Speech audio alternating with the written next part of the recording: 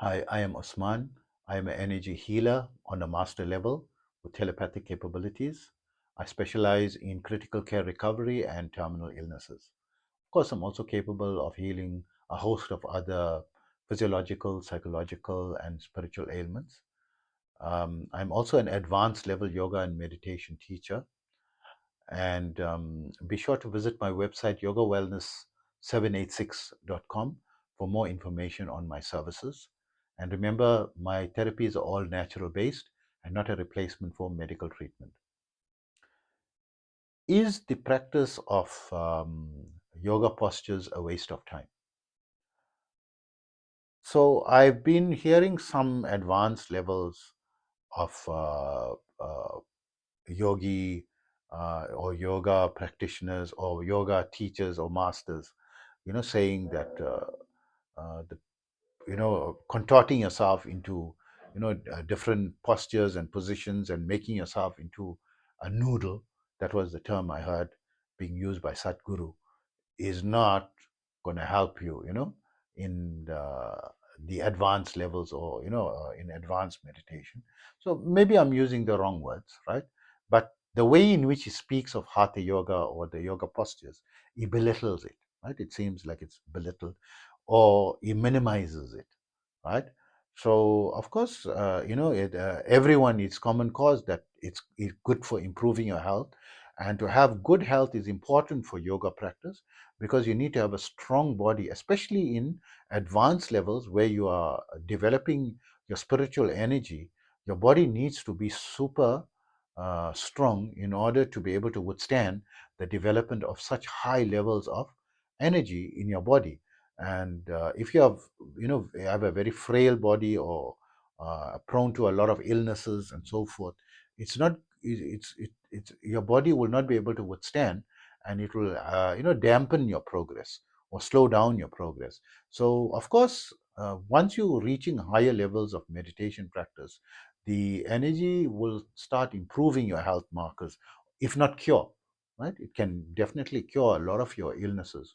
Even many incurable diseases can be cured on advanced levels of meditation practice, where your spiritual energy is on a very high level and an advanced level, right?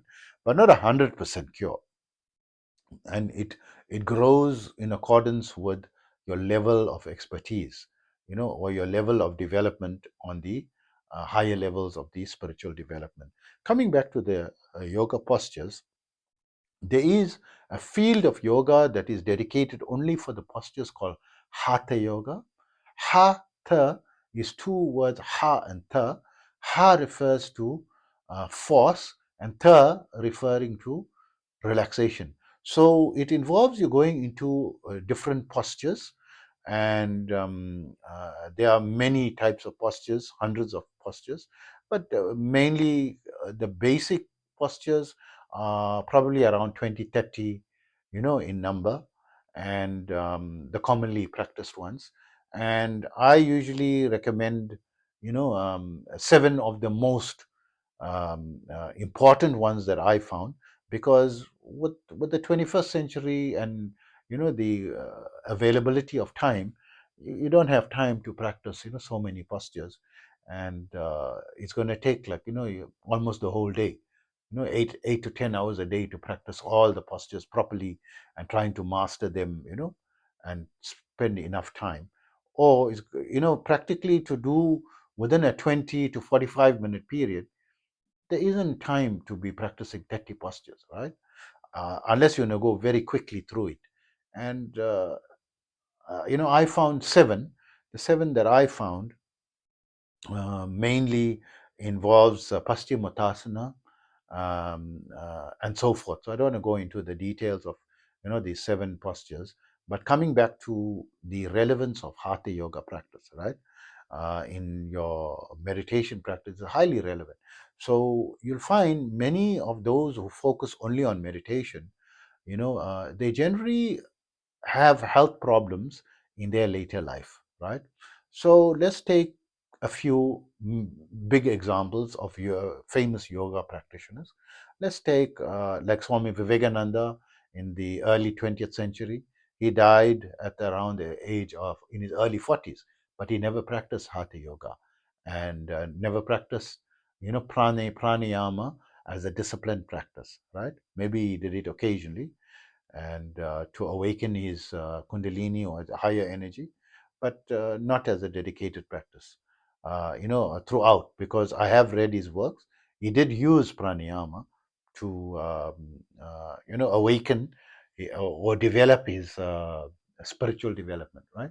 Then you get Yogananda, who died in his 50s, but he preach the practice of kriya, which involves a type of breath work, but not per se, pranayama, in a dedicated, because he recommends like a simplified type of pranayama commonly termed in the yogic sciences as kundalini pranayama. And so I don't want to go too deep into that, and come back to the hatha yoga practice, right? So they're not practicing dedicated hatha yoga, right? Yogananda. Then we come to someone like Sadhguru. He's not someone who preaches or practices or known to be practicing hatha yoga. Yes, I know in his center and his center, some people practice some levels of hatha yoga practice, but he doesn't stress that, and he usually stresses more the mindfulness side. This is a simple, he makes it more simple for people.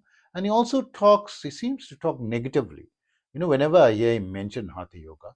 And that's due to his lack of knowledge in the field, because of course by his own admission he says that he's illiterate, he didn't study these sciences. Whatever knowledge he has is the knowledge that he gained from within himself, and what he obviously researched, because he has a lot of scientific information that you can't just get from meditating. You have to do some degree of research online, right? So he's in his 60s and already had multiple brain surgeries, right? He has a condition where he's going for head operations, right? And he has this problem, but he claims to be very healthy, and he takes daring risks, and traveling on his bike against doctor's orders, within a short space after his operations, and also avoiding treatment or going for an operation until it's absolutely late and so forth. So he doesn't practice hatha yoga. So the reason for the practice of hatha yoga is so that you don't have these type of problems, premature death, and not that it's going to guarantee, but there's a greater than 90% likelihood you're going to have a strong physical body, and not be troubled by different types of ailments and illnesses that normally can come to you with time and age. So does it mean it's going to cure all or prevent totally? No, it does reduce, greatly reduce, right? Usually someone who's practicing hatha yoga, it is not uncommon for him to become a centenarian, combined with a diet as well. So I'm someone who been practicing hatha yoga for most of my life, and from childhood, for almost 50 years. And it's very difficult for me to get ill or get a flu, and maybe once in 13 years or so contracting some serious type of virus.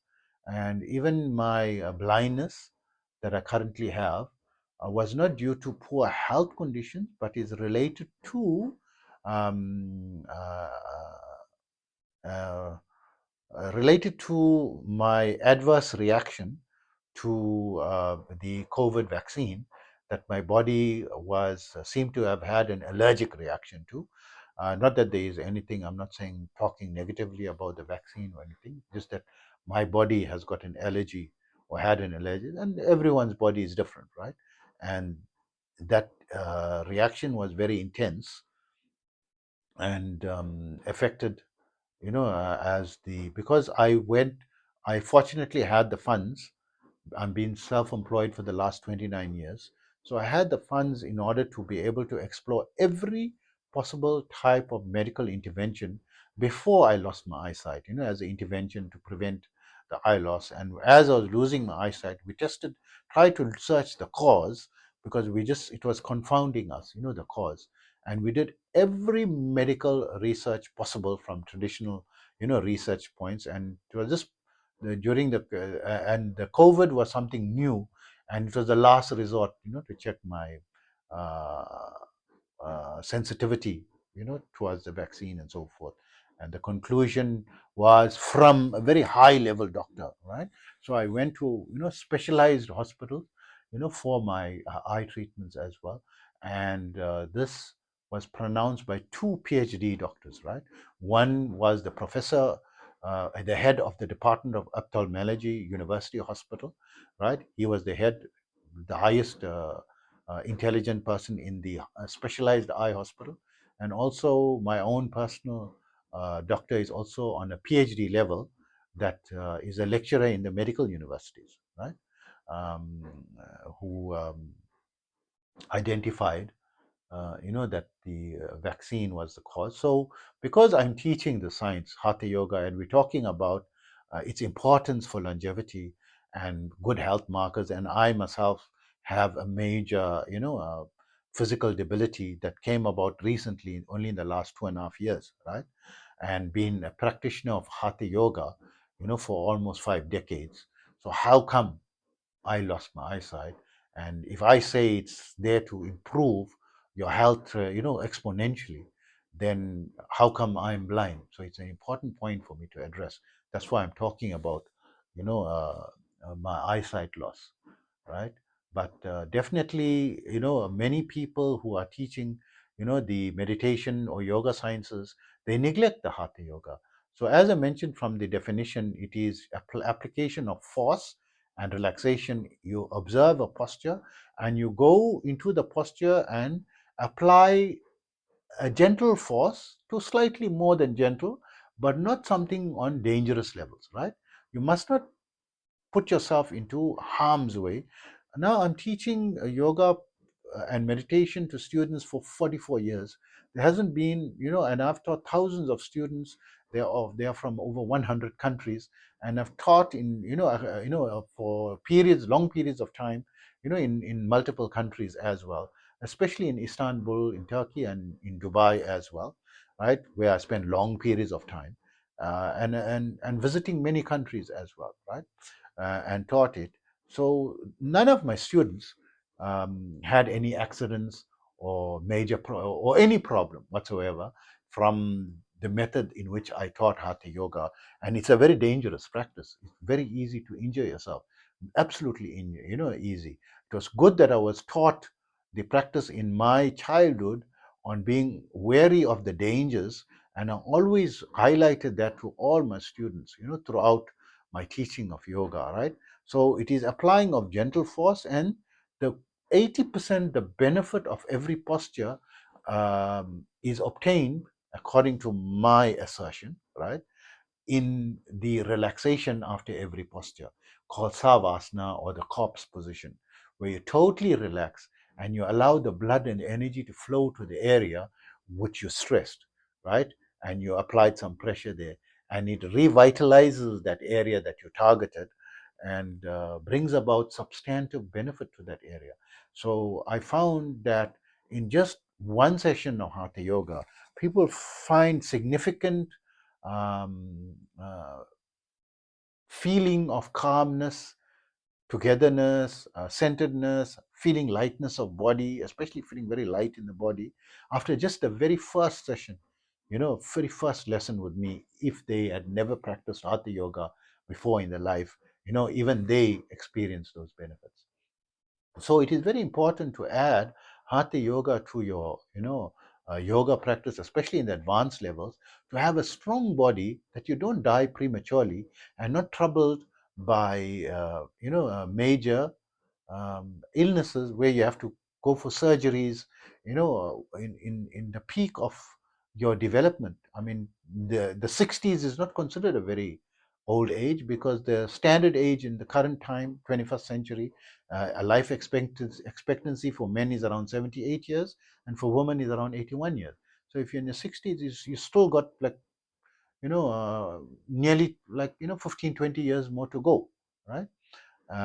So to, be affected by major problems can be avoided tremendously with a simple hatha yoga practice. Doesn't have to be very complicated. And my teacher, who, whilst I was in childhood, stressed that it is important to practice hatha yoga because you need to have a strong body, especially in your later life when you're reaching very high advanced levels of meditation, experience, right? On the higher level. So I experienced my first samadhi at a very young age, around the age of 19, and it was a tremendous force. And because the hatha yoga also helps in um, propelling the advancement of your progress quicker, right? So I started practicing at the age of 10 and experienced samadhi by the age of 19 within a 9-year period without practicing meditation, with solely practicing only hatha yoga, right?